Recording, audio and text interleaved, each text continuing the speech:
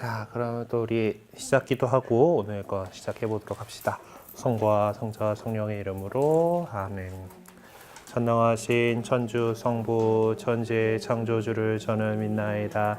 그 외아들 우리 주 예수 그리스도님 성령으로 인하여 동정 마리아께 잉태되어 나시고 본시오 빌라도 통치 아래에서 고난을 받으시고 십자가에 못 박혀 돌아가시고 묻히셨으며 첫 승에 가시어 사한 날에 죽은 이들 가운데서 부활하시고 하늘에 올라 전능하신 천주 성부 오른편에 앉으시며 그리로부터 산 이와 죽은 이를 심판하러 오시라 믿나이다. 성령을 믿으며 거룩하고 보편된 교회와 모든 성인의 통공을 믿으며 죄의 용서와 육신의 부활을 믿으며 영원한 삶을 믿나이다. 아멘. 하늘에 계신 우리 아버지의 이름이 거룩히 빛나시며 아버지의 나라가 오시며 아버지의 뜻이 하늘에서와 같이 땅에서도 이루어져서 오늘 저희에게 일용할 양식을 주시고 저희에게 잘못한 일을 저희가 용서하오니 저희 죄를 용서하시고 저희를 유혹에 빠지지 않게 하시고 악에서 구하소서. 아멘. 은총이 가득하신 마리아님 기뻐하소서. 주님께서 함께 계시니 여인 중에 복되시며 태중의 아들 예수님 또한 복되시나이다. 천주의 성모 마리아님 이제와 저희 죽을 때 저희 죄인을 위하여 비로소서. 아멘. 은총이 가득하신 마리아님 기뻐하소서. 주님께서 함께 계시니 여인 중에 복되시며 태중의 아들 예수님 또한 복되시나이다. 천주의 성모 마리아님 이제와 저희 죽을 때 저희 죄인을 위하여 비로소서. 아멘. 은총이 가득하신 마리아님 기뻐하소서. 주님께서 함께 계시니 여인 중에 복되시며 태중의 아들 예수님 또한 복되시나이다. 천주의 성모 마리아님 이제와 저희 죽을 때 저희 죄인을 위하여 비로소서. 아멘. 영광이 성부와 성자와 성령께 처음과 같이 이제와 항상 영원히 아멘. 고통의 신비일단 예수님께서 우리를 위하여 피땀 흘리심을 묵상합시다. 하늘에 계신 우리 아버지의 이름이 거룩히 빛나시며 아버지의 나라가 오시며 아버지의 뜻이 하늘에서와 같이 땅에서도 이루어져서 오늘 저희에게 일용할 양식을 주시고 저희에게 잘못한 일을 저희가 용서하오니 저희 죄를 용서하시고 저희를 유혹에 빠지지 않게 하시고 악에서 구하소서. 아멘. 은총이 가득하신 마리아님 기뻐하소서. 주님께서 함께 계시니 여인 중에 복되시며 태중의 아들 예수님 또한 복되시나이다. 천주의 성모 마리아님 이제와 저희 죽을 때 저희 죄인을 위하여 비로소서. 아멘. 은총이 가득하신 마리아님 기뻐하소서. 주님께서 함께 계시니 여인 중에 복되시며 태중의 아들 예수님 또한 복되시나이다. 천주의 성모 마리아님 이제와 저희 죽을 때 저희 죄인을 위하여 비로소서. 아멘. 은총이 가득하신 마리아님 기뻐하소서. 주님께서 함께 계시니 여인 중에 복되시며 태중의 아들 예수님 또한 복되시나이다. 천주의 성모 마리아님 이제와 저희 죽을 때 저희 죄인을 위하여 비로소서. 아멘. 은총이 가득하신 마리아님 기뻐하소서. 주님께서 함께 계시니 여인 중에 복되시며 태중의 아들 예수님 또한 복되시나이다. 천주의 성모 마리아님 이제와 저희 죽을 때 저희 죄인을 위하여 비로소서. 아멘. 은총이 가득하신 마리아님 기뻐하소서. 주님께서 함께 계시니 여인 중에 복되시며 태중의 아들 예수님 또한 복되시나이다. 천주의 성모 마리아님 이제와 저희 죽을 때 저희 죄인을 위하여 비로소서. 아멘. 은총이 가득하신 마리아님 기뻐하소서. 주님께서 함께 계시니 여인 중에 복되시며 태중의 아들 예수님 또한 복되시나이다. 천주의 성모 마리아님 이제와 저희 죽을 때 저희 죄인을 위하여 비로소서. 아멘. 은총이 가득하신 마리아님 기뻐하소서. 주님께서 함께 계시니 여인 중에 복되시며 태중의 아들 예수님 또한 복되시나이다. 천주의 성모 마리아님, 이제와 저희 죽을 때 저희 죄인을 위하여 비로소서. 아멘. 은총이 가득하신 마리아님 기뻐하소서. 주님께서 함께 계시니 여인 중에 복되시며 태중의 아들 예수님 또한 복되시나이다. 천주의 성모 마리아님, 이제와 저희 죽을 때 저희 죄인을 위하여 비로소서. 아멘. 은총이 가득하신 마리아님 기뻐하소서. 주님께서 함께 계시니 여인 중에 복되시며 네, 예수님 또한 복되시나이다. 천주의 성모 마리아님, 이제와 저희 죽을 때 저희 죄인을 위하여 비로소서. 아멘. 종이 가득하신 마리아님 기뻐하소서. 주님께서 함께 계시니 여인 중에 복되시며 태중의 아들 예수님 또한 복되시나이다. 천주의 성모 마리아님, 이제와 저희 죽을 때 저희 죄인을 위하여 비로소서. 아멘. 영광이 성부와 성자와 성령께 처음과 같이 이제와 항상 영원히. 아멘. 예수님, 저희 죄를 용서하시고 저희를 영국불에서 구하시고 연옥 영혼을 돌보시며 가장 버림받는 영혼을 돌보소서. 성부와 성자와 성령의 이름으로. 아멘. 네. 한 주간 또 잘 지내셨어요? 네. 한 주간인가?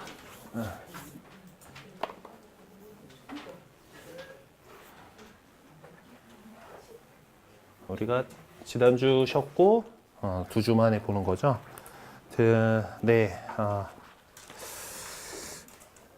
제가 계획을 짤 때 20일 날 쉬는 거를 생각을 못 하고 있다가 있기 때문에 제법 좀 뭔가 해야 될 게 좀 빠듯하긴 한데, 지금 우리는 이제 그리스도인으로서 이제 어떻게 살아가야 할 것인가에 대해서 얘기를 하고 있고, 그것 때문에 하나님께서 우리에게 주신 계명에 대해서 이야기를 하고 있어요.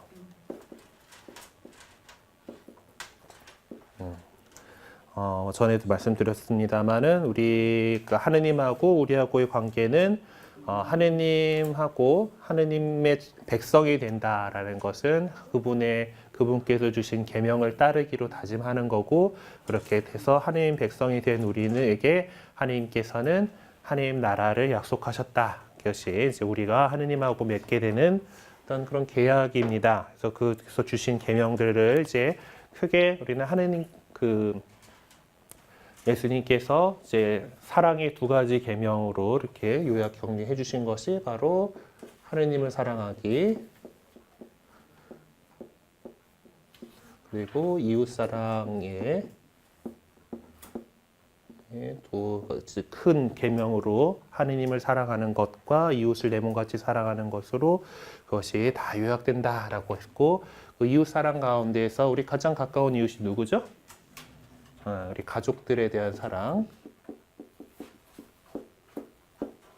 대한 이게 하느님 사랑하는 것들에 대한 얘기하고, 가족들에 대해 사랑하는 것, 부모에게 효도하라라든가, 이제 남녀 부부 간의 관계라든가, 이제 남의 아내를 탐내지 마라라는 그런 계명들을 이제 지난 시간에 이렇게 보게 됐습니다. 그래서 우리가 그래서 여기서 이제 하느님 사랑에 대한 1계명, 2계명, 3계명을 받고, 가족 사랑에 대한 4계명, 6계명, 10계명이지? 12, 맨날 헷갈려 이거. 네, 9계명을 이제 우리가 봤어요. 네, 4계명은 부모에게 효도하라라는 계명이고, 6계명은 간음하지 말라라는 계명이고, 9계명은 남의 아내를 탐내지 말라라는 계명이에요. 그래서 이제 우리가 이웃사랑에 대한 부분들을 했고, 이제 또 나머지 계명들에 대해서 이렇게 알아보게 됩니다. 그래서 오늘은 24과에 보면 생명사랑이라는 부분하고, 그 다음에 있는 25과까지 나갈 수 있도록 애써보도록 하려고 해요. 25과, 26과까지 가면 좋겠는데, 사실 27과에 있는 우리 내세에 대한 믿음 있잖아요. 우리 다음 영원한 삶을 믿나이다에 대한 그 부분은 사실 좀 독립적으로 따로 좀 다루는 편이 나을 것 같아라고 하는데, 세 과를 한 방에 나가기 너무 어려울 것 같고, 아마 한 25과까지만 오늘 다루고 다다음 주에 26과, 27과로 이렇게 해보도록 할게요. 자, 일단 그래서 지금 가족에 대한 이야기, 부모에게 효도하라 한 다음에 그래서 가정과 가정을 지키기 위한 계명들인 특히 간음하지 말라라던가 남의 아내를 탐내지 말라라는 계명에 대해서 같이 공부를 했어요. 근데 4계명 다음 계명은 바로 살인하지 말라라는 5번째 계명입니다.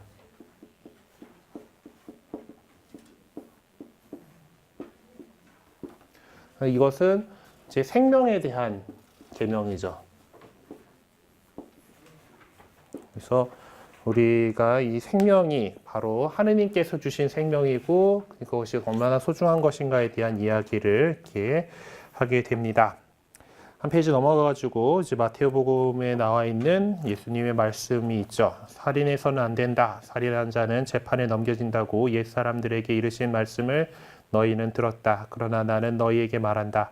자기 형제에게 성을 내는 자는 누구나 재판에 넘겨질 것이다. 그리고 자기 형제에게 바보라고 하는 자는 최고 의회에 넘겨지고 멍청이라고 하는 자는 불붙는 지옥에 넘겨질 것이다. 그러므로 제단에 예물을 바치려 하다가 거기에서 형제가 너에게 원망을 품고 있는 것이 생각나거든 예물을 거기 제단 앞에 놓아두고 물러가 먼저 그 형제와 화해하여라. 그런 다음에 돌아와서 예물을 바쳐라 라고 예수님께서 말씀하신 적이 있어요. 210페이지야. 네. 뭔가 되게 힘들죠. 바보도 안 되고 멍청이도 안 되고 이게 뭐 바보나 멍청이는 우리가 하는 욕들 가운데서 대단히 아주 그 온건한 편에 속하는 욕일진데 어쨌든 이렇게 그 성을 내고 욕하고 하는 것도 어떤 생명에 대한 그 도전이다라고 이제 예수님께서 특별히 우리 그리스도인들에게 다른 세상의 어느 사람들보다 더 뛰어난 도덕성을 요구하시면서 하신 말씀이긴 해요. 그래서 한번 좀 풀어나가 보도록 합시다. 살인하지 마라, 그 사람을 죽이지 마라로 이렇게 돼 있나?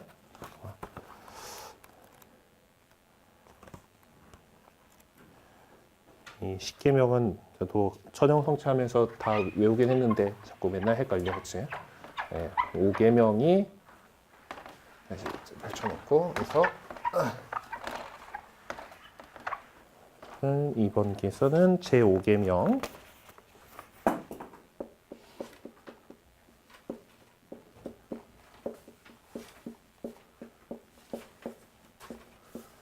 사람을 죽이지 마라라는 계명입니다.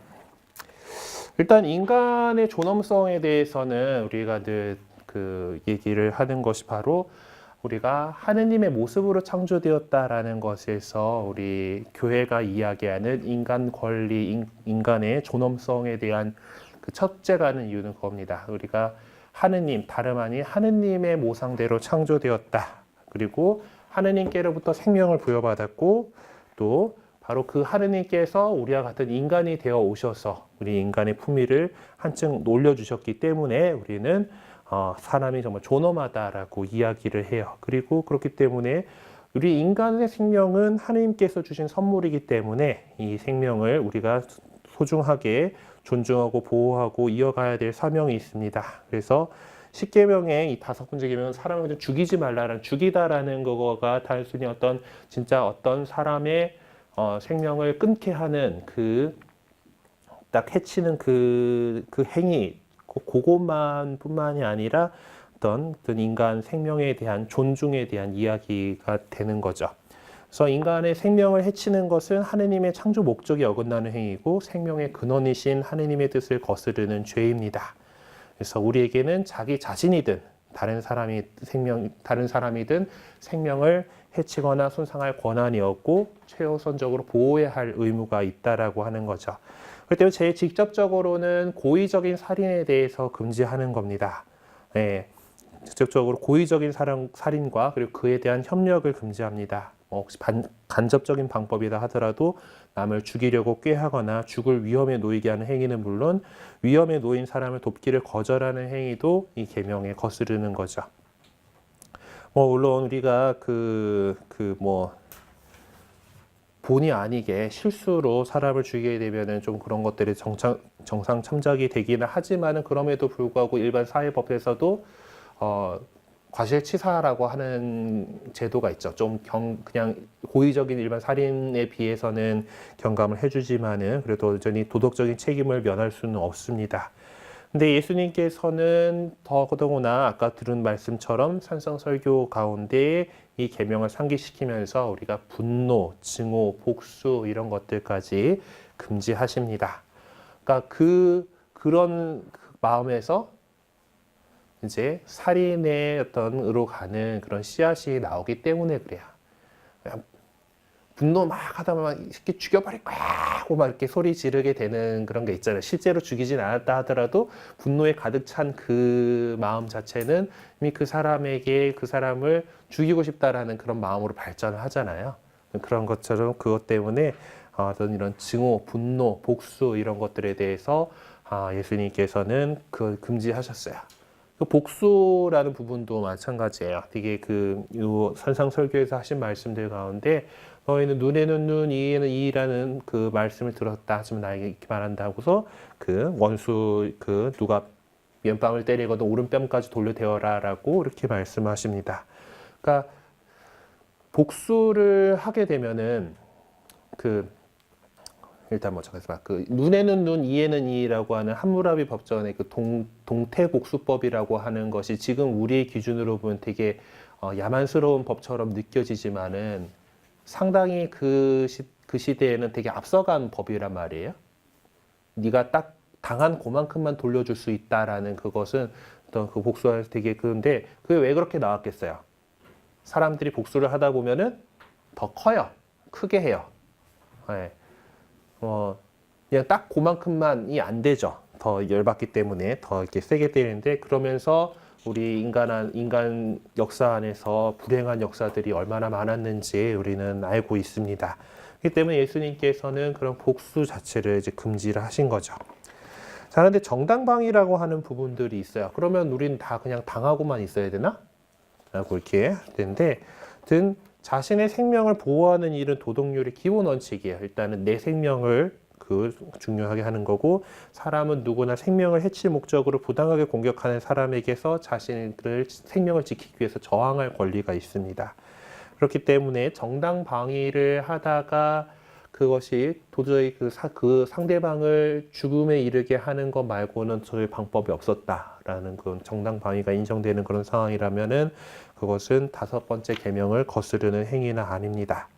자신의 생명을 지키고자 공격자에게 치명적인 해를 입혔다라면은 그것은 살인죄를 짓는 것이 아니죠. 그래서 그런 부분들은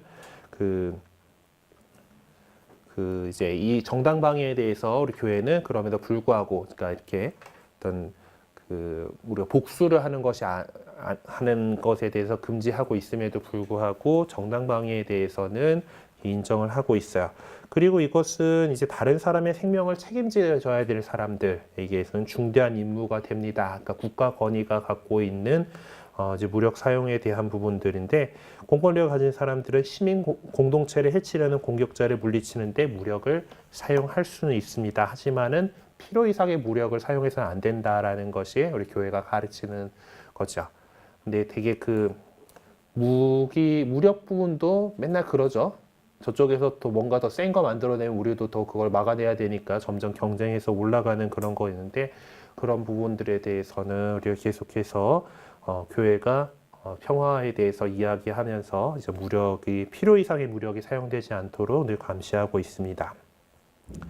그리고 이제 우리나라에는 여전히 그 사형 제도가 법에 남아 있어요. 실제로 집행을 안 해서 지금 사실상 사형 폐지국이긴 하지만은, 하여튼 그래서 그 공권력이 적법한 절차에 따라 집행하는 사형이 이제 5째 계명에 비추어 볼 때 되게 예외적인 형벌이에요. 그럼 일단 형벌의 목적 자체는 범죄로 발생하는 피해를 줄이고 공공질서와 사람들의 안전을 보장하고 죄 지은 사람을 교정하는 데 이바지하는 것인데, 이 사형이라고 하는 것은 죄 지은 사람을 교정한다라는 이것이 불가능하죠. 그냥 사회에서 배제시켜 버리는 것이기 때문에, 그래서 우리들은 이제 교회는 이제 이 세상에서 이제 사형 제도에 대해서 폐지하려고 하는 그 폐지에 대해서 계속해서 목소리를 내고 있고, 이것이 정말 입법화돼 가지고 사형 제도 자체가 이제 없어질 수 있도록 계속해서 노력하고 있습니다.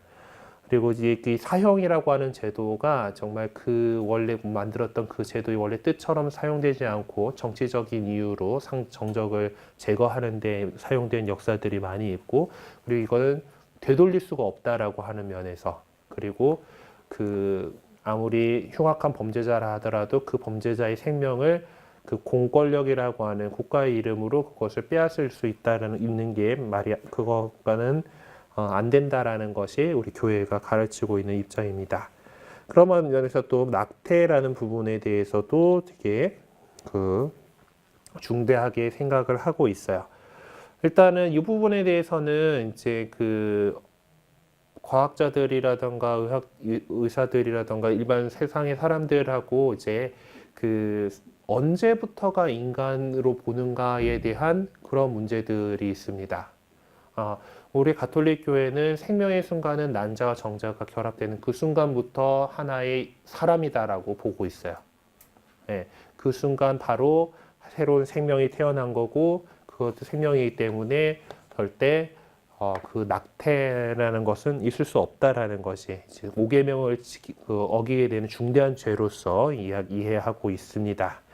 하지만 그렇게 그 태아 역시 여느 사람과 마찬가지로 완전하게 보호받아야 한다라는 것이 우리 교회가 가르치고 있는 바고 그렇게 주장하는 바죠. 그렇게 해서 바라지 않는 성, 나는 아들을 바랬는데 딸이네 하면서 이렇게 이런 거라든가, 아니면 바라지 않는 임신이라는 이유로 인공유산을 하는 것은 뭐 이제 이런 부분들도 되게 또 많은 그 윤리적인 어려움들이 있는 부분이긴 해요. 그러니까 강간을 당해가지고 이제 임신을 하게 되는데 거기에 대해서 라든가 이제 그 뭐 이제 경제적인 이유들 때문에 가족일 계획이라는 그 명목으로 뭐 불임 수술이나 인공 피임을 하는 것에 대해서는 우리가 반대를 하고 있습니다. 하여튼 명백한 살인이기 때문에 그래요. 그래서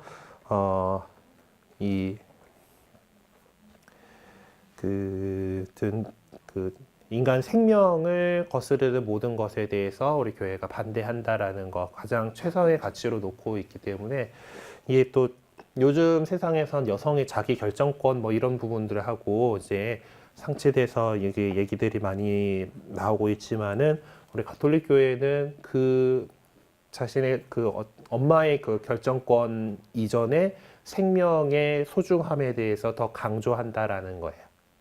예, 그 생명의 소중함에 대해서 강조하고, 어떠한 일이 있어서 이건 인간 생명이기 때문에 보호받아야 한다라는 것이 우리 교회의 가르침입니다. 그렇기 때문에 이제 인공적인 유산도 다 이제 이런 것을 거스르는 일이에요. 이제 그 하느님께서 주시는 자녀를 받아들이지 않고 성행위만 하겠다라고 하는 꼴인 거잖아요. 그렇죠? 인공적인 피임이라던가 어떤 그 유산을 사후 피임이든 사전에 하는 피임이든 인공적인 피임 뭐 이런 것들에 대해서는 우리가 하느님께서 주신 창조 질서를 거스르는 일로서 이렇게 생각을 합니다. 그러니까 거기서 성행위에서 오는 그냥 그 쾌락만을 추구하는 거죠. 거기에서 하나님께서 주시는 생명을 거부하는 그런 행위이기 때문에 인공 피임에 대해서 반대를 합니다. 그래서 뭐 그 콘돔이든 루프든 뭐 여러 가지, 그리고 사후 피임약에 대해서는 더더욱이나 이 배아를 죽이는 행위이기 때문에 반대를 하고 있고요.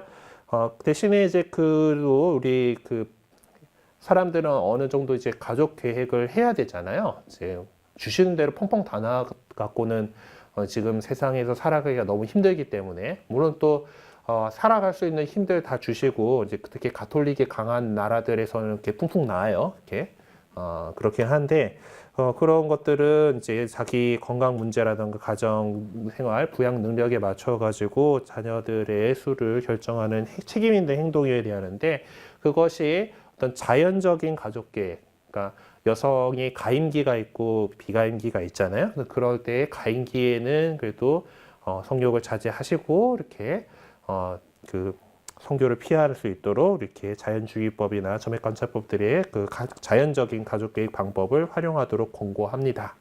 사실 근데 자연주의법이라든가 이런 것들은 더 임신을 잘 하기 위해서도 사용할 수 있는 그런 방법이에요. 자, 그리고 안락사에 대한 문제입니다. 이제 환자가 치유될 수 가능성 없이 심한 고통에 계속해서 시달리는 경우에 이 고통에서 벗어나게 해준다는 명분으로 일반적인 치료 행위조차 중단하는 것, 아니면 더 적극적으로 그 사람을 죽이게 하는 것에 대해서 교회는 반대합니다. 요즘 이제 이런 작년에도 이 안락사들 관련해서 이제 법률상의 어떤 문제 그것들이 이제 더 안락사에 가까운 방법으로 개정이 돼서 이제 그런 것들을 얘기가 좀 이슈가 되긴 했었는데, 어쨌든 교회의 가르침은 이 안락사라고 하는 것은 절대 이제 불법이고 살인 행위다라고 가르치고 있습니다.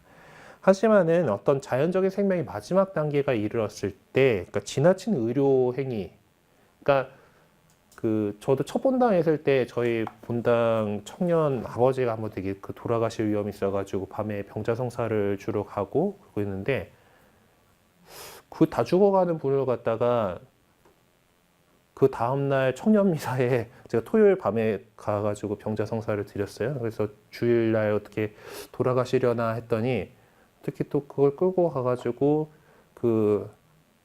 일요일날 저녁 미사가 끝나고 나서 이제 놔드린, 그 정도로 끌고 사람을 심장은 뛰게 해놓을 수 있더라고요. 현대 이야기에. 그러니까 이런 것들은 되게 무의미한 거잖아요. 어차피 돌아가실 분이긴 한데 뭔가 약물이나던가 이런 것들을 이용해가지고 심장이 계속 뛰게 하는, 우리는 지금 심장사가 이제 최종적인 사망 판정에 이제 해당하는 거니까 심장이 멎는 것에 대해서. 근데 그렇게까지 해가지고 사람을 살릴 수 있는 게 현대 의학의 기술이에요. 그러다 보니까 되게 사람들이 포기하지 못하고 되게 고통스러움에 있어서도 그렇게 무조건 살려놓으려고 이렇게 하는 사람들도 있어요. 그러니까 반대로 오히려 그런 것들에 대해서는 우리 교회도 이거는 그런 무의미한 연명 치료에 대해서는 이런 것까지 할 필요가 없다라고 얘기를 하죠. 하지만 그거는 이제 고의로 병자를 죽게 하는 것이 아닙니다. 그러니까 만약에 어떤 내가 연명치료에 대해서 사전 의료 지향서들을 갖고 해가지고 그런 상황이 닥쳤을 때 나를 그렇게 억지로 살리려고 하지 마라라고 이렇게 했을 때 어느 정도의 치료를 그만둬야 되느냐라는 부분인데, 기본적으로 수분과 영양 공급이 지속돼야 돼요. 그러니까 환자에게 계속해서 물이 공급돼야 되고 영양이 공급될 수 있도록 해야 된다는 거예요. 그러니까 예전에는 이제 의료기술이 발달하지 않았을 때는 집에서 어르신들이 돌아가는 거가 이제 미음도 못 넘기시게 되면은 이제 돌아가시게 되는 거잖아요. 근데 지금 이제 이제 혈관 주사로 이렇게 영양 공급이 가능한 상태인데, 이제 그런 거 정도, 그러니까 수분과 영양이 계속해서 공급되는 그것이 끊어지면 안 된다라는 것이에요. 그러니까 그것까지 끊어버린다라는 것도 역시 굶겨 죽이는 거니까, 예, 그런 안락사에 해당하는 그런 거지. 근데 약물을 더 쓰고 계속해서 해서 심장을 뛰게 만들고 하는 그런 식의 그런 지나친 의료 행위에 대해서는 또 반대를 하고 있습니다. 자, 그리고 한 페이지 넘어가 보면은 우리가 자살 역시 살인 제5계명으로 보고 있어요. 그러니까 사람은 내 생명에 대해서 잘 보존해야 될 책임이 있는 거죠. 하느님께서 나에게 주신 생명에 대해서, 타인의 생명에 대해서 우리가 존중해야 되는 것과 마찬가지로 나의 생명에 대해서 존중을 해야 되고 보존해야 됩니다. 그런데 자살한다라는 것은 그걸 차버리는 거죠. 하느님께서 주신 생명을 나를 죽이는 거잖아요. 나를 살인하는 행위입니다. 그래서 그것은 이제 인간의 본성을 거스르는 행위고 자기 사랑에도 크게 어긋나는 행위입니다. 그리고 또한 누군가 자살을 한다라면은 그 사람 혼자만 불행한 게 아니죠. 예. 그 주변 사람들이 다 불행해집니다. 그래서 어떤 가정, 국가, 인류 공동체의 연대 관계를 파괴하는 행위이기 때문에 이웃 사랑에 등 돌리는 그런 결과이기도 합니다. 예. 그래서 이제 예전에는 누가 신자였는데 자살하면은 장례미사를 안 해줬어요. 그거는 뭐 구원에서 이제 벗어났다라고 옛날에 그랬었는데 지금 여기 다음 나오는 그러나 자살한 사람들이 구원에 대해서 희망을 버려서는 안 됩니다라고 이렇게 얘기하는. 그래서 요즘에는 그래도 자살하던 그 순간에 회개해가지고 하나님께 돌아갈 수 있지 않았을까라는, 그리고 그래서 그러한 하나님의 자비하심을 믿고서 이제 그 구원에 필요한 회개의 길을 마련해 주셨을 거다라고 해서 교회는 자살하는 사람들을 위해서도 기도하고, 이제 장례미사도 이제 그 신부님의 판단에 따라서 조용하게 이렇게 해주고 합니다. 하지만 기본적으로 자살은 분명히 큰 죄다라는 거죠. 그리고 이 자기 생명을 지킬 의무는 우리가 육체의 건강과 육체의 완전함을 유지하려고 노력하는 것도 필요해요. 그 건강을 유지하고 생명을 보존하는 데 필요한 모든 정당한 수단을 사용할 권리와 의무를 지닙니다. 그래서 이제 음식, 술, 담배, 약물에 대해서 이제 이것들을 남용하는 일이 없도록 잘 해야 된다라고 하는 가르치고 있는, 저도 지금 비만에 지금 여러 가지 병들을 달고 살고 있긴 한데, 어쨌든 우리가 건강한 생활을 하기 위해서 애써야 된다라는 부분도 역시 이 사람을 죽이지 말라라는 계명에서 이제 나오는 그런 거예요. 우리가 또 건강하게, 건강한 정신에 건강한 건강한 육체에 건강한 정신이 깃든다라는 뭐 그런 경험이 있는 것처럼, 우리가 이제 우리 육신의 건강과 정신의 영혼의 건강을 영육 간에 건강할 수 있도록 이렇게 써야 됩니다. 특별히 이게 마약은 인간의 건강과 생명에 매우 심각한 피해를 입히는 그런 것이기 때문에 어떤 치료에 꼭 필요한 경우들이 있어요. 그 병원에 가면은 의사가 처방할 수 있는 마약 계열 약품들이 있긴 하죠. 그것이 치료에 꼭 필요하다라면 해야 되지만은 남용되지 않도록 이렇게 늘 조심해야 되고, 그것이 아니다라면은 이것은 뭐 국가에서도 중대한 범죄지만은 우리 교회 안에서도 마약에 대한 것들은 중대한 범죄입니다. 예. 그리고 이제 생명과학에 대한 부분들인데, 이제 여러 가지 이제 인간 생명에 대한 연구나 이런 것들은 우리가 지금 의료 기술, 보건 향상에 많은 도움을 준 것인 사실이에요. 하지만은 언제나 이제 생명과학 쪽의 분야들을 보면은 윤리적인 문제들에 대해서 늘 얘기가 나오죠. 그러니까 특별히 시험관하기, 복제인간 이런 것들, 특히 뭐 복제인간이 더 심하게 하는데, 이런 것들은 인간의 존엄성과 도덕률을 어긋나는 연구와 실험이기 때문에 우리 교회는 반대하고 있습니다. 예전에 황우석 박사의 그 배아줄기 세포가 확 막 떴을 때 교회가 되게 반대를 한 이유도 이 줄기세포를 얻기 위해서 인간 배아, 우리는 수정 상태, 수정란부터 다 생명이다라고 보고 있는데 그 인간 배아를 파괴해야지 나올 수 있는 그런 방법이었잖아요. 그렇기 때문에 우리 교회에서 특별히 더 반대를 했었어요. 그러니까 그런 생명과학에 대해서 연구하는 사람들이 윤리의식을 갖고서 인간 생명을 파괴하는 그런 것이 아니라 더 살릴 수 있는 방향의 연구를 하도록 이렇게 권고하는 거죠. 그리고 장기이식 같은 부분들도 이제 또 이제 특히 사후 장기이식 같은 거는 더 되게 사랑의 행위로서 우리 교회도 많이 권장을 해요. 근데 이제 그 살아있는 가운데서 장기이식 뭐 이제 좀 할 수 있는 게 뭐 간이식이나 콩팥이식 같은 그런 것들인데, 그렇게 해서 장기를 제공한 사람을 불구로 만들거나 죽음을 직접 유발하게 되는 장기이식은 안 된다라는 거야. 내가 사랑한 누구를 살리기 위해서 나를 희생한다? 그거는 안 되는 일입니다. 그렇지만은 죽은 뒤에 죽은 사후 장기 기증은 되게 훌륭한 행위로 이제 이번에 기증자의 죽음이 확인되어야지 가능해요.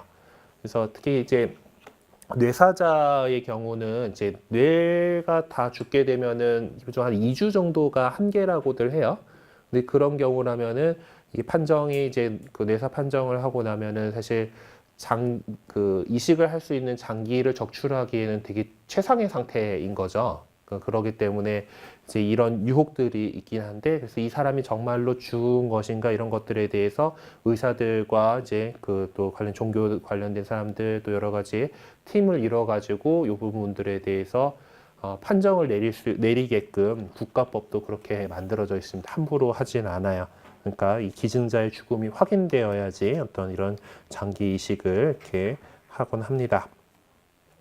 그리고 다른 사람이 악을 저지르도록 이끄는 행위인 악한 표현도 역시 다른 사람을 죽음에 이르게 하는 일이기 때문에 5번째 계명을 어기는 그런 죄로 봅니다. 그래서 이제 악한 표현으로 다른 사람들을 그렇게 이끄는 유혹자가 돼서 그를 영적인 죽음으로 끌어들이는 거라든가 등 자기에게 주어진 권한으로 다른 사람들이 악을 행하도록 부추기거나 방관하는 그런 사람들 역시 5계명을 어기는 것으로 우리는 해석하죠.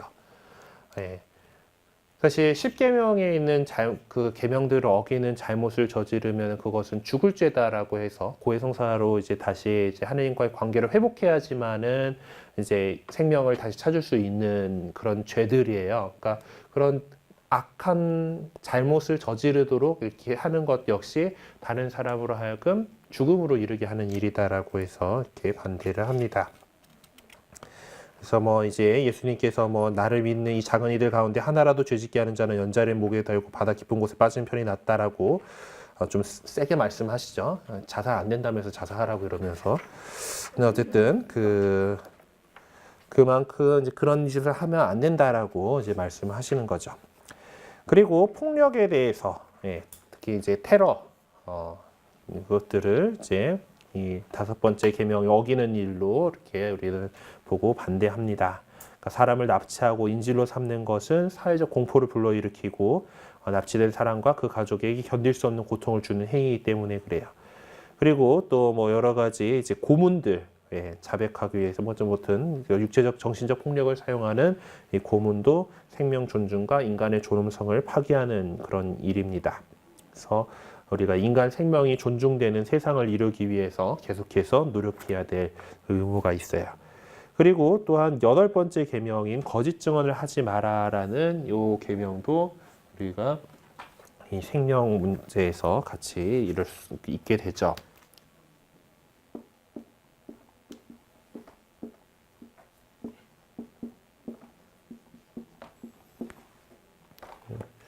내가 쓰던 펜이 아니구나.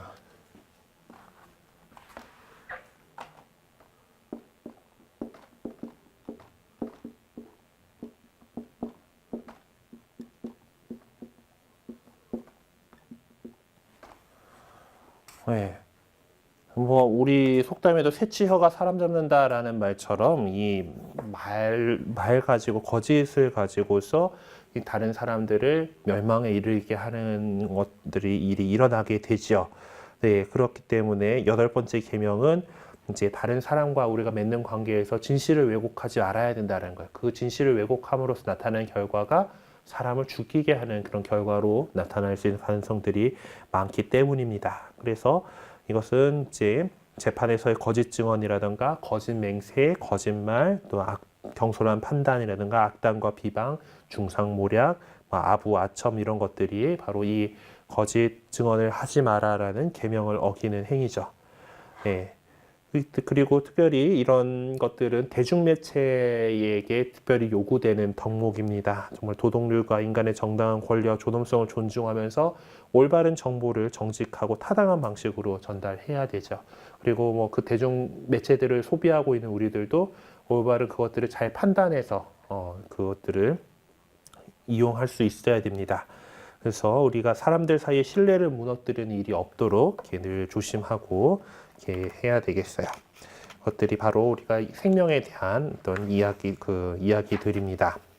그래서 이제 우리 일단 하느님께서 주신 생명은 정말 소중한 것이고 그 생명은 임신되는 그 순간부터 소중하게 여겨져야 되는 것이고 이 모든 것들이 생명이 존중되는 그런 문화를 만들어 나가기 위해서 그 앞에 여러 가지 것들, 뭐 자살이든 안락사든 낙태든 사형제도든 폭력이든 이런 거짓이든 이런 것들에 대해서 우리 교회가 반대를 하고 있습니다. 네, 그래서 또 오늘 좀 빨리빨리 나가야 되니까 25과까지 한번 가보죠. 자, 우리들은 또 이제 세상에서 다른 사람들하고 경제 생활을 같이 사회 생활을 해나가면서 살아가야 됩니다. 그래서 우리가 이 세상에서 이제 노동해서 벌어들이는 재화, 그리고 그 재화를 어떻게 잘 활용할 것인가라는 것은 또한 그리스도인으로서 되게 중요한 부분이에요. 그래서 우리는 그리스도인으로서 상대방의 권리를 존중하고 어떤 우리가 갖고 있는 그 사유 재산의 어떤 그런 한계 그리고 재화가 갖고 있는 공익성에 대해서 알고서 그렇게 살아나가도록 해야 됩니다. 그리고 경제 생활을 하는 것의 모든 주체가 인간이고 그 목적도 인간이 되어야 한다라는 것, 돈이 목적이 되어서는 안 된다라는 거, 예, 그런 것들. 그리고 그래서 우리가 나눔을 통해서 이 사랑을 증언할 수 있도록 합시다라는 겁니다. 자, 네, 한 장 넘어가 가지고요. 들어봅시다 이 부분은 한번 좀 읽어보도록 합시다. 어떤 부유한 사람, 어리석은 부자의 비유라고 하는 220쪽에 나와 있는 들어봅시다 이 이야기는 어리석은 부자의 비유라고 하는 또 나름 유명한 비유 말씀인데요. 이 사람은 열심히 일했겠죠. 열심히 일해가지고 수출을 많이 걷어가지고 자, 아이고 이렇게 많이 쌓아놨으니 이제 먹고 쉬고 쉬면서 먹고 마시며 즐기자 이러고 있는데 이 하느님께서 이 어리석은 자의 오늘 밤에 내 목숨을 되찾아 갈 것이다. 그렇게 그래서 재화의 사용이 있어가지고 그냥 나만을 위해서 이렇게 쌓아놓고 있는 것은 부질없는 일이 될 수 있다라는 것을 이렇게 강조하시는 그런 말씀이에요. 자, 풀어봅시다. 그래서 이 경제 생활에 관련된 이제 그 계명은 역시 그 도둑질을 하지 마라라는 계명이겠죠. 그 7번째 계명인 도둑질을 하지 마라.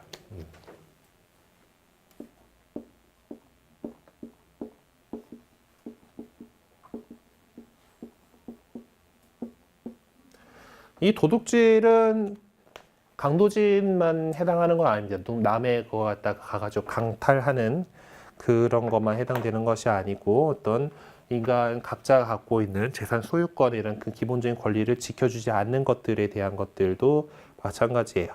그러니까 우리가 인간의 존엄성을 유지할 수 있고 또 자신과 자기가 책임지고 있는 데 필요한 것을 마련하기 위해서 재산을 소유하는 것은 정말 당연한 일입니다.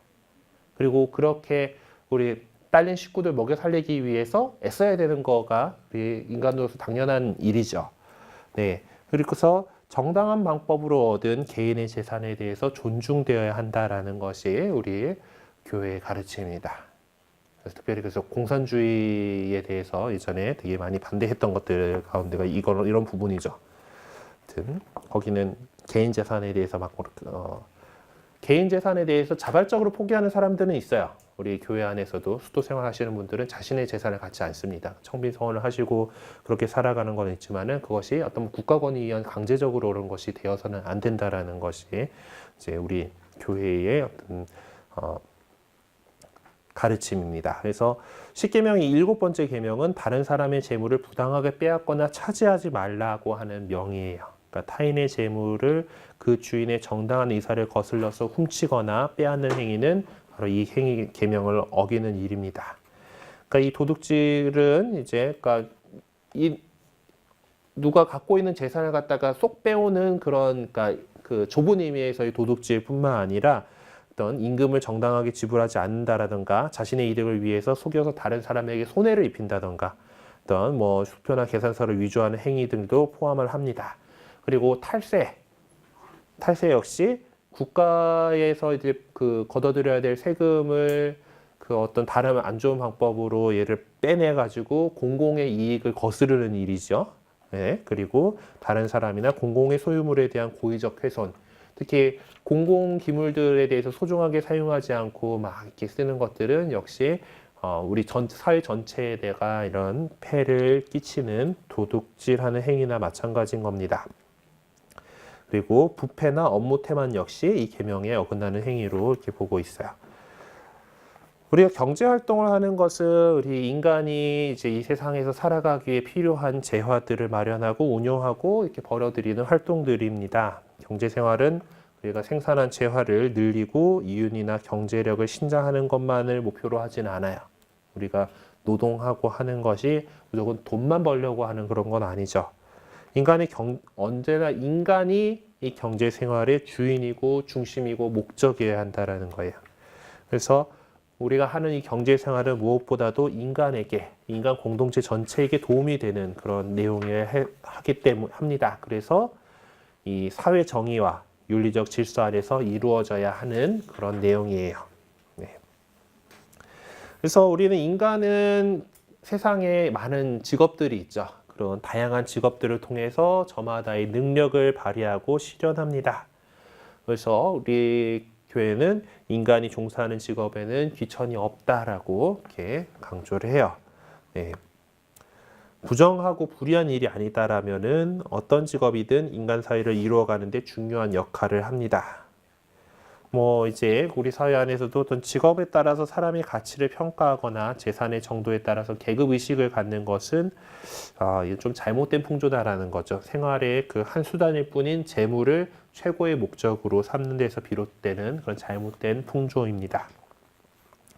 경제 활동은 기본적으로 인간의 노동에서 이루어집니다.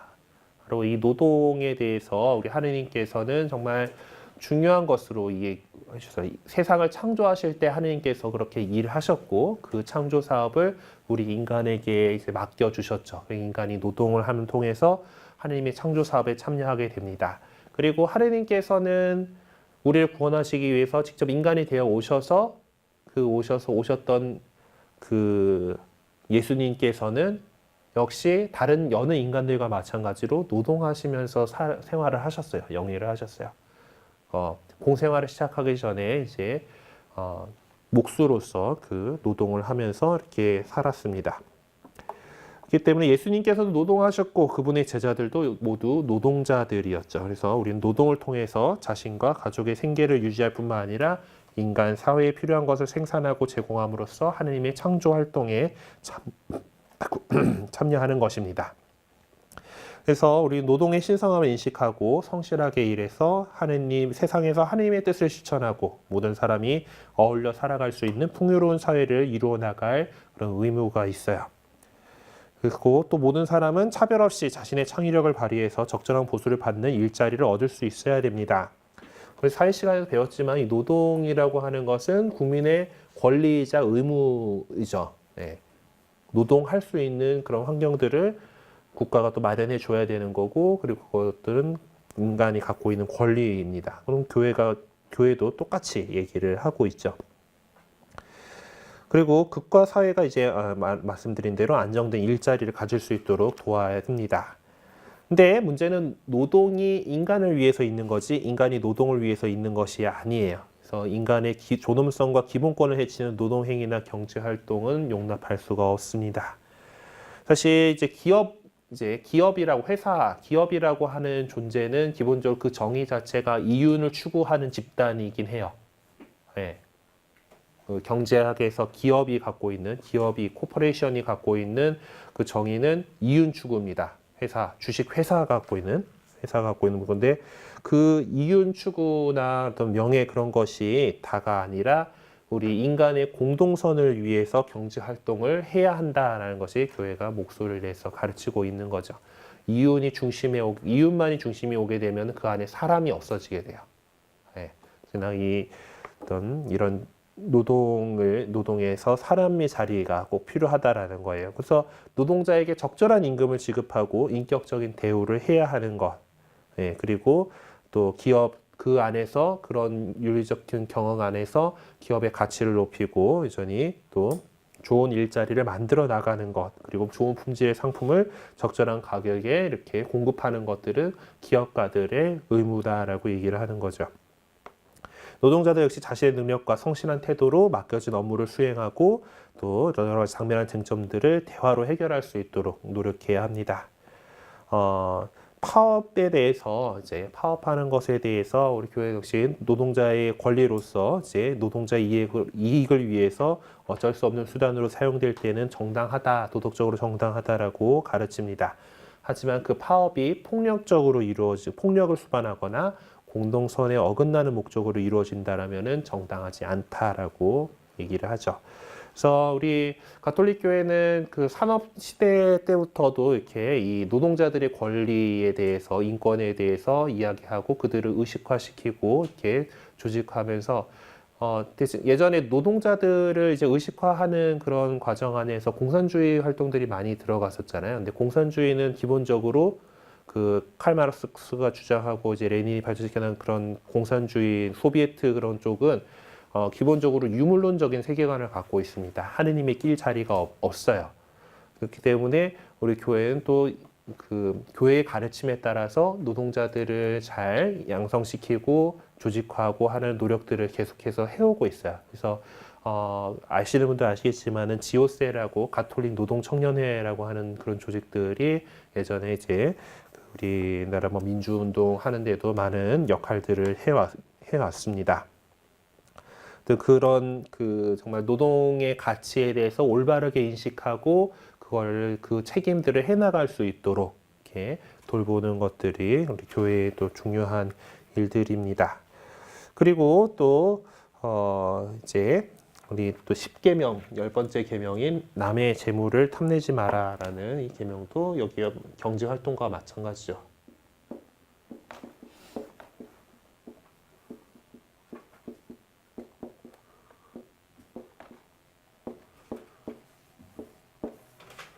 많은 문제들이 이 탐내는 것에서 나오게 됩니다. 그렇죠? 이 재화 자체는 사실 하느님의 창조물이기 때문에 선한 것이에요. 하지만 그래서 우리가 뭐 좋은 많은 재물을 누리는 것, 돈 많이 벌게 해주는 거 하느님께서 주시는 복이죠. 네, 축복이고 좋은 일입니다. 하지만은 남이 잘 되는 거 우리 또 잘 안 되잖아요. 그렇죠? 사촌이 땅 사면 배가 아프다라는 속담처럼 시기나 질투가 이제 또 많은 문제들을 이렇게 이끌어냅니다. 그래서 우리 10계명의 10번째 계명은 우리들에게 이 탐욕과 이 세상의 재물에 대한 지나친 소유욕을 갖지 말라고 명합니다. 주님의 기도에서 늘 나오잖아요. 그죠? 저에게 일용할 양식을 주시고 우리가 딱 삶을 영위하는데 필수적인 것들 정도를 바라는 거지 그 이상을 막 너무 잘 사는 거를 바라고 이러다가 보면은 무리하고 뭔가 잘못들을 저지르게 돼버리는 것입니다. 그러다가 보니까 그런 물욕에 집착할 때 우리 인간 사회는 불안해지고 갖가지 부정과 부패와 범죄가 꼬리를 이제 물게 되는 거죠. 그래서 재화에는 언제나 사회적 성격이 있다라고 우리는 얘기합니다. 하느님께서 이 땅과 이 세상의 모든 것을 창조하시면서 이것을 모든 세상의 모든 피조물들이 함께 사용하도록 모든 인간이 함께 사용하도록 마련을 하셨어요. 근데 이제 우리 인류의 역사에서 알듯이 어떤 잉여 생산물들이 나오면서 그것이 부가 어느 누구에게 집중되고 이제 그러면서 많은 좀 불행들이 이제 생겨나게 됐죠. 그래서 이 재화는 사랑과 정의에 따라서 공정하게 나누어져야 되고 또 합법적으로 소유한 그 재산이라도 오로지 나만을 위해서 쓸 것이 아니라 공익을 위해서 사용할 수 있도록 해야 한다라는 겁니다. 이제 그 세상에 이제 그 어려움 속에 있는 사람들을 이렇게 그 돕는 그런 것들이 또 필요해요. 그렇기 때문에 우리는 이제 그리스도인으로서 정말 그 내 것 가운데 그 어느 것도 진정으로 내 것은 하나도 없고 모두 하느님의 것이며 나는 그저 그것을 하느님께 위탁받아 관리할 뿐이다라는 그런 자세를 갖게 됩니다. 우리의 이 재화는 하느님께서 우리에게 허락하신 것이고 그것을 하느님의 뜻에 따라서 사용해야 한다. 그것이 이제 우리 그리스도인들이 갖고 받는다고 얘기했던 그리스도의 사제직, 예언자직, 왕직 가운데서 왕직에 해당하는 일이에요. 그러니까 정말 이 재화를 올바르게 잘 사용하고 다스려서 우리에게 정말 그 세상이 하느님 보시기에 좋은 모습으로 이렇게 갈 수 있도록 해야 됩니다. 사실 뭐 아픔은 나눌수록 작아지고 기쁨은 나눌수록 커진다라고 하죠. 소유의 기쁨은 사실 이런 것들을 가졌을 때 잠시뿐이지만은 그것을 나눌 때 그 기쁨이 계속됩니다. 그렇기 때문에 우리는 이제 그 예수님께서 말씀하신 대로 너희 가진 것을 팔아서 자선을 베풀어라. 너희 자신을 위하여 해지지 않는 돈주머니와 충나지 않은 보물을 하늘에 마련하여라 라고 이 말씀하셔요. 우리가 자선 행위를 통해서 다른 이들에게 베푸는 것들은 다 하느님 나라의 우리 보화를 쌓는 일이다라고 말씀하십니다. 네. 우리가 하느님 나라를 믿는 사람이기 때문에 이 세상에만 쌓아놓을 것이 아니라 하느님 나라에도 쌓아놓을 줄 아는 그런 사람들이 돼야 돼요. 그래서 이 자선행위나 복지제도 이런 것들은 가난한 이들에 대한 우선적인 사랑의 구체적인 증거입니다. 그러니까 어떤 뭐 내가 남아가지고 그냥 베풀어 주는 것이 아니라 자신에게 소중한 것까지 나누어서 그리스도의 사랑을 이웃에게 전하는 참된 그리스도인이 될 수 있도록 애써야겠죠. 그리고 가난한 이들에 대한 사랑은 가난한 이들을 특별히 배려하시는 예수님을 본받고 참 행복의 가르침을 따르는 것입니다. 예수님께서 오셔가지고 이제 여러분들 복음 필사하시면서 느끼셨겠지만은 이 세상 그 사회 안에서 되게 약하고 힘 없는 그런 소외받는 학대받는 사람들, 천대받는 사람들의 예수님께서 돌보셨다라는 것을 우리 알 수 있습니다. 그리고 그들에게 베푸는 것이 바로 당신에게 베푸는 것이다라고 가르치셨죠. 너희가 내 형제들인 이 가장 작은 이들 가운데 한 사람에게 베준 것이 바로 나에게 해준 것이다.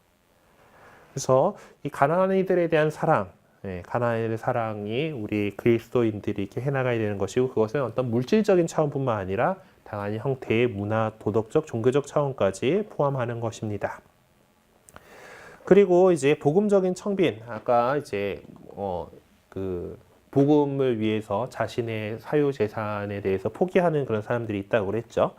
등 그런 예수님과 복음을 위해서 자기 소유물을 모두 버리는 복음적 청빈에 대한 가르침을 예수님께서 이렇게 하신 바가 있어요. 너희 가운데서 누구든지 자기 소유를 다 버리지 않는 사람은 내 제자가 될 수 없다라고 이렇게 근데 이거를 이렇게 하기는 좀 뭐 벅차긴 하죠. 하지만은 정말로 진정 이 예수님의 말씀을 따르고자 자신의 개인의 어떤 소유를 포기하고 이렇게 살아가는 그런 사람들도 있습니다. 네, 수도 생활 하시는 분들이 많이 그런 일들을 하고 있는 거죠. 그리고 하지만은 우리가 비록 다 모든 것을 다 내놓고 그렇게 살지는 못한다 하더라도 우리가 갖고 있는 우리에게 맡겨져 있는 재화를 바로 이 복음적 청빈의 정신에 따라서 이제 이거는 자유에 대한 얘기예요. 그러니까 이 돈, 재물 이것에 얽매이지 말고 거기서 해방되고 하느님의 섭리에 모든 것을 맡기는 그런 자세에 대한 것입니다. 그래서 진정한 행복에 대한 갈망은 현세 재물에 대한 무절제한 애착에서 벗어나서 하느님을 뵙고서 하느님의 행복을 누릴 때 충족되는 것이죠. 그래서 주님께서 이제 행복하여라 마음이 가난한 사람들 하늘나라가 그들의 것이다라고 말씀하신 것처럼 이제 우리가 세상의 어떤 재물에 대한 집착에서 벗어나서 더 나누고 또 하느님의 뜻에 따라서 살아가려고 하느님께 맡기고 살아가는 그런 자세가 필요합니다. 정말 또 그렇게 살아갈 때 또 하느님께서 또 복을 베풀어 주셔가지고 우리가 충분히 풍족하게 살아갈 수 있는 재화를 마련해 주시기도 해요. 네. 그래서 뭐 이제 어떤 또 열심히 하시는 분들 같은 경우는 이제 정말 뭐 11조 그런 정신 따라서 이제 교부금이라든가 이런 것들에 대해서 딱 이거 하느님 몫이니까 딱 떼놓고 생각하신대요. 그래갖고 내가 벌어오는 거에 이제 10분의 1은 하느님 것이다 하고 이렇게 아예 이렇게 떼놓고 생활하니까 또 오히려 그거대로 잘 되고 충분히 먹고 살 수 있고 이렇게 누릴 수 있도록 하느님께서 베풀어 주시더라라는 이야기들도 많이 들어볼 수 있습니다. 그때 우리가 세상의 어떤 재물에 대해서 아둥바둥하는 것이 아니라 그냥 하느님께 맡겨드리고 또 그 재물을 정말 하느님이 보시기에 좋은 모습으로 잘 사용하는 것, 그것이 우리 그리스도인들의 경제 생활에서 되게 중요한 부분이죠.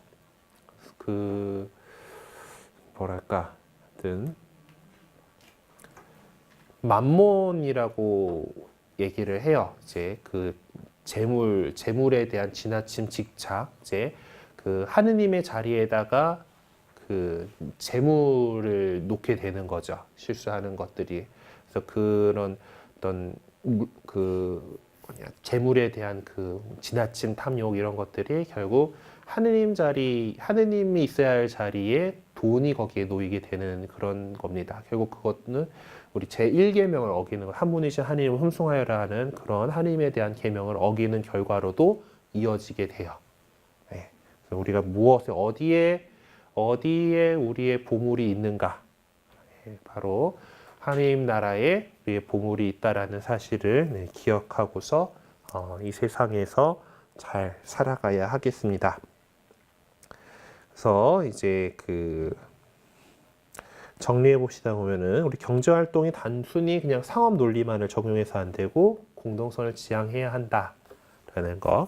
그리고 이것이 노동을 통해서 우리가 인간의 존엄성과 기본권을 이렇게 유지할 수 있도록, 노동이 인간의 존엄성과 기본권을 해치는 일이 없도록 이렇게 잘 보살펴야 되고, 기업가와 노동가는 자신의 임무를 그렇게 성실히 수행해야 됩니다. 그리고 재물은 인간이 살아가는 데에서 필요한 것이지만은 그 자체가 삶의 목적이 되어서는 안 된다라는 것을 기억하시고, 그리고 그 재물을 하나님께서 바라시는 일에 기꺼이 사용할 수 있도록 이렇게 하셨으면 좋겠습니다. 네, 그래요. 오늘 25화까지 이렇게 해서 그리스도의 경제 생활까지 한번 나가봤습니다. 십계명에서 되게 여러 가지 이야기들이 나오죠. 네, 단순히 그냥 이런 그냥 저기 적혀 있는 것처럼 그냥 거짓말, 도둑질 이런 것들의 개념이 단순히 그냥 이런 그냥 그 단어 자체로 이렇게 작은 것이 아니다라는 거예요. 세상 여러 가지 일들을 우리가 임금으로서 하느님 뜻대로 다스려 나갈 수 있도록 이렇게 애써가는 그런 여러분들이 그리스도인으로 이렇게 새로 태어나시기를 바랍니다. 자,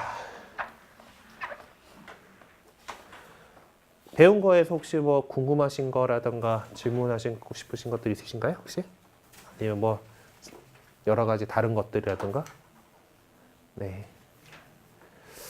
그래요. 다음 주는 이제 3월 4일 주일날 이제 성지순례를 하자고 말씀드렸죠. 그래서 다음은 3월 4일 주일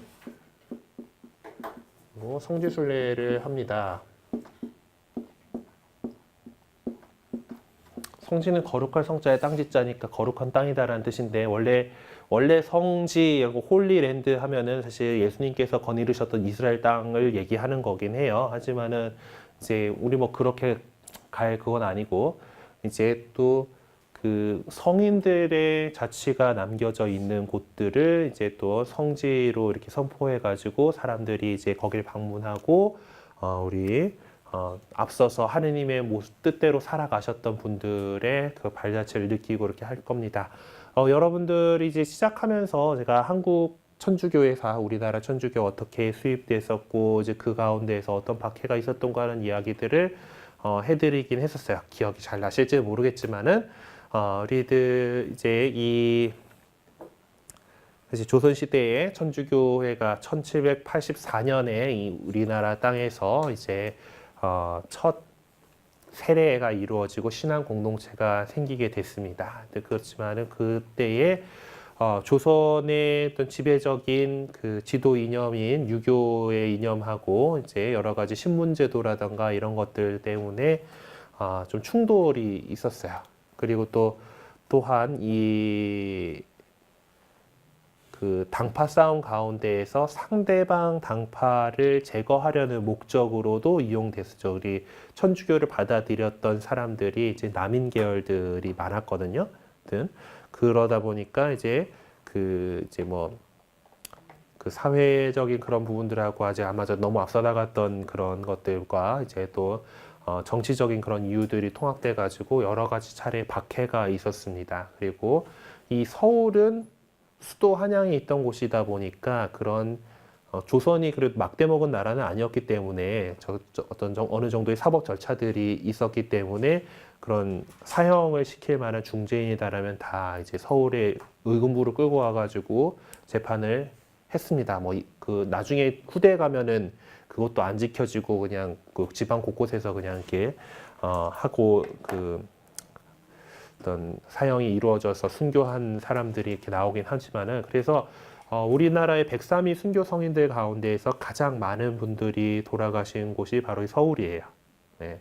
세남터라든가 이제 서소문박이라든가 이런 곳들이 이제 많은 신앙 선조들이 그 신앙을 지키기 위해서 목숨까지 내놓으셨던 그런 곳입니다. 그리고 또 비록 성인 품에 오르지는 못했지만은 어떤 자료들이 잘 없어가지고 또 수많은 천주교인들이 목숨을 잃었던 곳이 또 우리 가까이에 있는 절두산 순교 성지에도 있죠. 그래서 이제 다음 주일에는 뭐 좀 그런 자리들을 한번 같이 가보고 그곳에서 이제 미사도 하고 이제 거기 박물관으로 또 이제 설명도 잘 되어 있어요. 이제 그런 데를 이제 다니게 될 건데 일단은 본당에서 9시에 모여서 출발을 하려고 해요. 그래서 출발을 할 거고 지금 봉사자분들하고 좀 더 얘기를 해봐야 되겠지만은 일단은 대중교통으로 다니는 걸로 생각하고 오세요. 그래서 교통카드를 챙겨 오시고 네, 준비물 교통카드. 좀 걸어야 될 수도 있잖아요. 그렇죠? 좀 걸어야 되기 때문에 이제 좀 편안한 신발과 편안한 복장 그리고 그날 기온에 따라서 적절히 이제 밖에서 다니는 거니까 잘 이렇게 준비를 해 오시면 되겠고 뭐 가방에 뭐 물도 좀 챙겨 갖고 오시면은 좋지 않을까 싶습니다. 네. 그래서 성지 순례를 이제 다음 주 이제 주일날 돌아오는 주일날 이렇게 다녀올 계획이고요. 저는 미사를 해야 돼서 함께 하지는 못하고 우리 봉사자 여기 앞에 계시는 봉사자분들이 같이 이렇게 움직여 주실 거예요. 네, 봉사자분들 아마 뭐 하루 종일까지는 안 가지 않을까요? 또 한 뭐 3시, 4시면 되지 않을까 싶고 지금 아직 어디 갈지를 다 정하지는 않았는데요. 네, 아무튼 뭐 3시, 4시까지라고 하면 점심을 어떻게 했었는지 지금 한번 또 확인해 볼게요. 네, 그 점심을 제공을 예산 받아갖고 제공을 했을 것 같은데, 네, 우리도 일단은 점심값 밥값도 좀 챙겨는 오세요. 챙겨 놓으시고, 네. 그래서 성당에서 좀 제공을 해드리는 걸로 좀 노력은 해보겠는데, 나 지금 정확하게 지금 모르겠어요 지금. 한국에 3시내 4시대로 굶고 다닐 수 굶고 다니면 안 되니까. 그리고 서울 안에 그래서 이제 그 성지 순례할 곳들이 곳곳에 많이 있어요. 그 명동 성당도 이제 최초의 신앙 공동체가 있었던 그런 자리고, 이제 뭐 저기 세남터 순교 성지 같은 경우는 이제 거기는 국사범들을 처형하던 장소였기 때문에 이제 돌아가신 분들 가운데 이제 그 신부님들, 주교님 신부님들은 되게 그 사학 괴수로 이제 이 사람들은만큼은 그 세남터에서 처형을 했어요. 그래서 세남터 순교 성지는 이제 성직자들이 거기서 많이 돌아가셨고, 이제 서소문박 같은 경우는 뭐 그 많은 그 일반인 신자들이 그곳에서 처형을 이제 당하게 됩니다. 하여튼 뭐 여러 가지 순교와 관련된 우리 한국 천주교의 역사 안에서 어떤 피 흘렸던 장소들에 같이 좀 가볼 거고, 봉사자들하고 좀 괜찮은 자리 그 코스로 잘 짜보도록 하겠습니다. 하여튼 네, 믿고 와주시면 되겠습니다. 네, 그래요. 하여튼 또 다음 주간은 이제 그 제가 못 뵙지만은 하여튼 좋은 시간들 되실 수 있도록 함께 기도로 함께 하겠고요. 그리고 또 수업 시간은 그 다음에 13일 날 이제 만나도록 할게요. 이날쯤에는 또 좀 그 각자 세례명 정할 것들은 좀 확정 좀 지어갖고 이제 와주시면은 여러모로 감사드리겠습니다. 네. 6일은 4일날 했으니까 4일날 했으니까 6일은 쉬고요. 네. 6일날도 할까요? 6일날도 만나서 나머지 딱 공부 더 할까? 네. 그래서 4일날 이제 했으니까 일주일에 한 번씩 만나는 걸로 이렇게. 네. 4일날 이제 그 성지순례니까 6일날은 수업이 없고요. 13일 날 이렇게 다시 또 만나도록 합시다. 네, 마친 기도 영광성으로 함께 마칠게요. 성부와 성자와 성령의 이름으로 아멘. 영광이 성부와 성자와 성령께 처음과 같이 이제와 항상 영원히 아멘. 성부와 성자와 성령의 이름으로 아멘. 네, 수고하셨습니다. 자, 그리고 뭐 성경 필사하는 그 복음서 필사하는 것들은 다 잘 하고 하셨죠? 제수슬? 네. 다 하셨으면 저한 그 13일 날 좀 가져다 주시면은 제가 그래도 검사하고 코멘트도 좀 하고 하겠습니다. 뭐, 네? 네. 아시를 하신 거예요? 어떻게? 아니 근데 어. 그래도 꼬미 쇼미터 첫째 주의가 있어서 다음 주에 미루면 안 돼요? 뭐 안 돼요? 저희들 다 꼬미 쇼로 가야 되는데. 아, 그래요? 네. 근데 4일 날 계속 비 오노라고 되게 얘기해 놔 가지고 안 되면은 뭔데?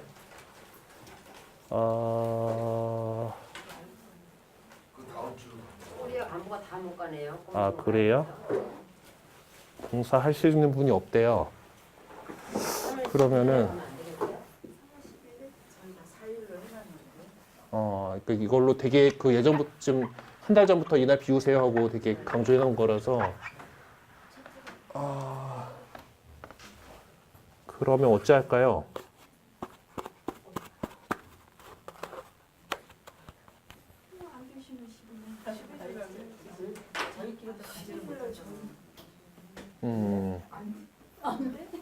시간 못 내시는 분들이 제법 있을 수도 있는데. 그러면 3월 4일은 다 가시는 거예요? 빠진 사람은. 그러면 우리가 못 가면 이쪽 남자분들이 몇 명밖에 못 가는데 어떻게 생각해요?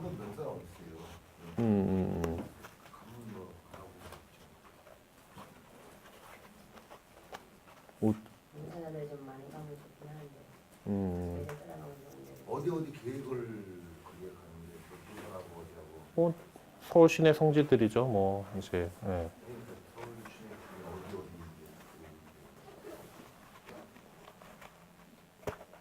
그거 우리가 짜기 나름인 거고 그거는. 예.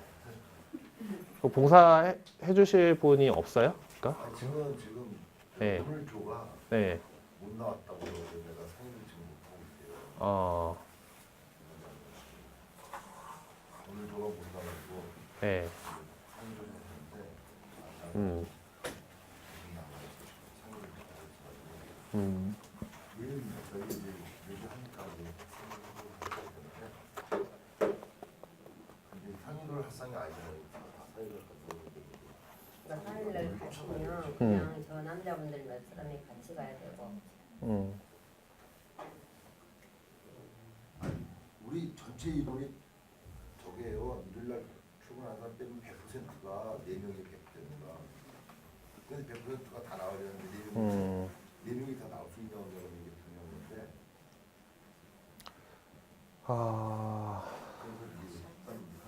시원님은 전 못 가죠 원래. 저는 안 갔었어요. 그러니까 봉사자들이 알아서 데리고 가는 거였는데. 근데 본사들이 가야 되는데 본사 지금 저희가 다 첫째 주가 꼬미시면 다 내야 가야 돼서 빠지게 돼서 지금 그랬는데. 아니 그거를 좀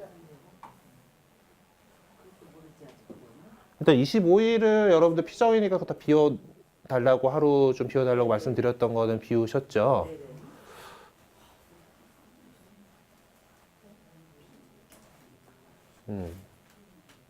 이게 또 처음 들은 것처럼 얘기하시면 반응을 보이시면 아니 그 후로도 몇 번 얘기 드렸어요. 지금 이 4일날 이거 가야 되는 거하고 25일날 해야 되는 거하고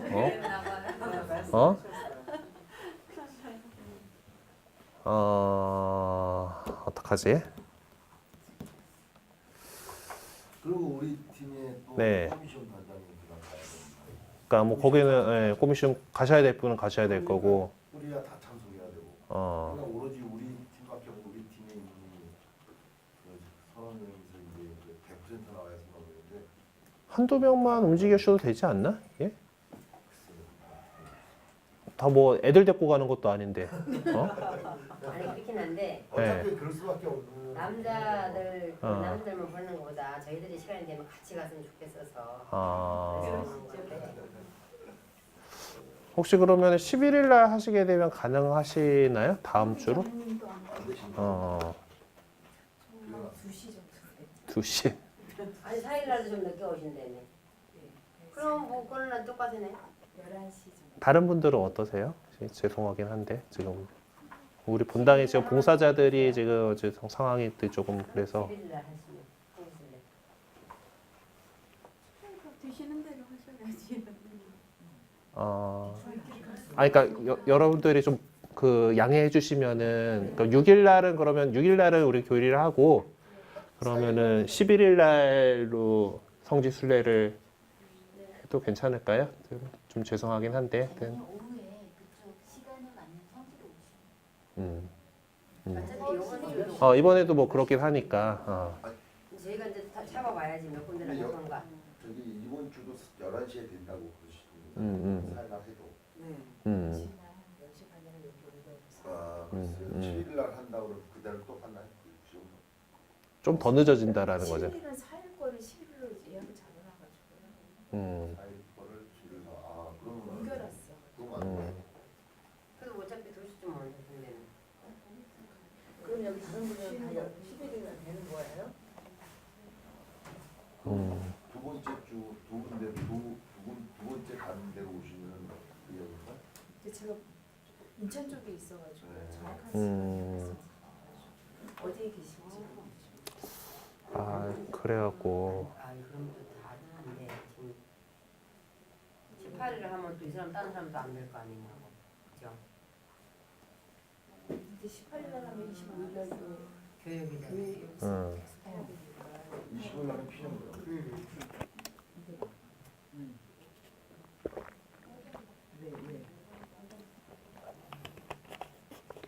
왜? 안 했어? 11일날도 하시고 그거 따지고 빠지면 안 되는데. 저 혼자 돌아다니는 그럼 그걸로 합세해 나중에 오후에 그럼 오후에 합류하시는 걸로 좀 예, 양해해 주세요. 참 이게 11일인가 4일인가 11일 날 괜찮으세요? 그러니까 다른 분들이 계셨는데 다른 사람은 다 괜찮은데 이제 원래 4일 날 하려던 거 갖다 11일 옮겨놓은 상황이니까 또 움직이기는 지금 무리고. 그 오후에 합류를 하시던가 뭐 11시 같은 전화번호 다 있죠. 여기 다 있죠. 전화 해가지고 어디 있다 그러면 그쪽으로 오시면 되겠는데. 그래 그러면 11일로 그러면 11일 날로 신부님. 네 다 가는 걸로 그래요. 하고, 네 자매님들이 같이 해주는 거 훨씬 낫긴 하지. 4일 날은 그냥 네. 저거 하시고. 그럼 6일 날 그러면은 봬요. 그러면은 들어와요. 화요일 날 6일 날. 네. 감사합니다. 네 6일 날 교리할게요. 그러면은. 그러면 11일 날 하면 13일 날은 교육 안 하는 거예요? 응. 6일 날 놀고 13일 날 또 할까? 그러면 어떻게? 6일 날 논다고 했으니까. 6일 날 하고 13일 날 쉬고, 네, 11일 날 오시고. 네. 감사합니다. 6일날은 저희 그 회사 회식이 있어가지고 그래요. 그때를 맞춰놨었거든요. 다시. 그러면 이건 6일 날 쉬고 그 다음에 아니 저 네. 잠깐만. 잠깐만. 교리요. 6일 날은 원래대로 쉬고, 우리 형제님 그날 그 회식 빈다고 해가지고 잡아놨대. 그 11일, 13일. 그럼 아니 지금 여기 저기들 가셔서 13일 날 식사고.